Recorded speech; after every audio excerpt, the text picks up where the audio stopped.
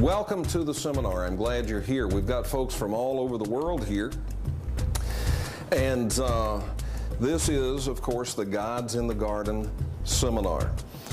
And I think what we need to do right on the front end of this is sort of give you the lay of the land and what it is that we're going to be trying to accomplish here, what it is how we're going to accomplish it. What we're going to do in over the next 3 hours is we're going to take a look at some of the material. We can't possibly cover all of it, but we're going to look at some of the material from my book, Gods in the Garden. And I have a couple of preliminary things I need to say about that.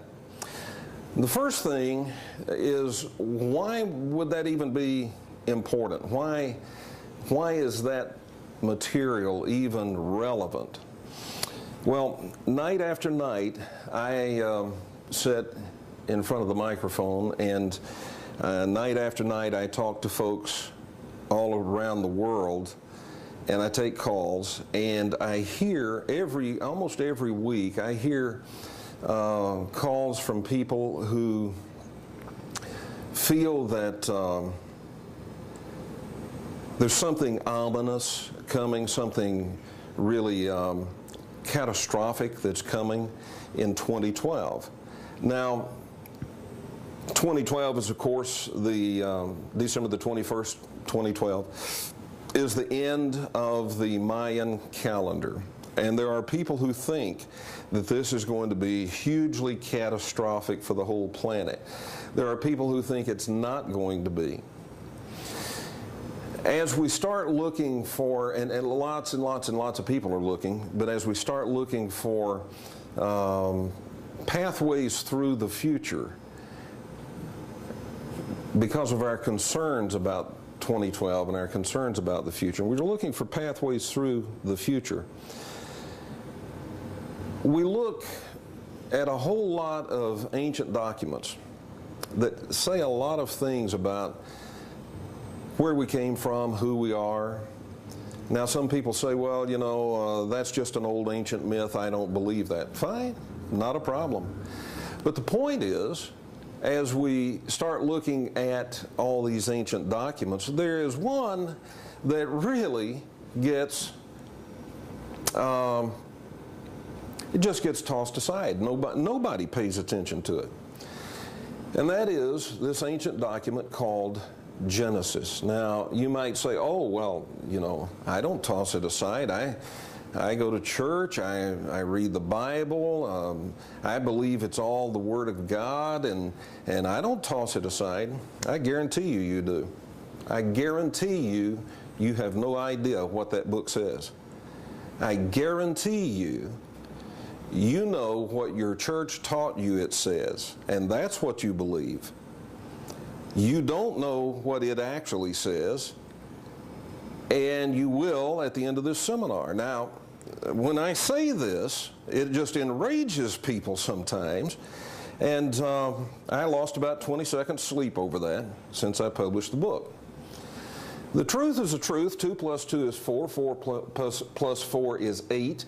2 plus 2 has never been 5 and never will be. Genesis says what it says, not what you wish it said, and not what your theologians told you it says. It says what it says. Now, on the other end of this spectrum, are people who are not religious, maybe they are even anti-religious, and when you mention what Genesis has to say about our origins, where we came from, where we're headed, they say, oh yeah, that's that Bible stuff, I've heard all that. And they just toss it aside. So on the religion side, people just toss it aside and opt for what they've been told it says. On the non-religious side, they just toss Genesis aside and opt for, oh, I already know that. And really all they know is what they heard from the religious group who heard it from their theologians, and that ain't right. That's bad English, but it's absolutely true. So The purpose of the Gods in the Garden seminar is to take a look at what does Genesis actually say. Now, I'm not a religious person. I'm not a religious person, but I'm not an atheist, and I'm also I'm not an idiot. I can read. And one of the things that I have found, and I think you're going to see, is that Genesis, when you read what it actually says, tells a story that is way beyond, it's so fantastic, it's just way beyond anything you've ever heard or seen, even in a Star Wars movie. It's not your standard church creation story. Now, having said that, I've got people who are religious in the audience. You're watching somewhere in the world right now. I've got people who are not religious in the audience.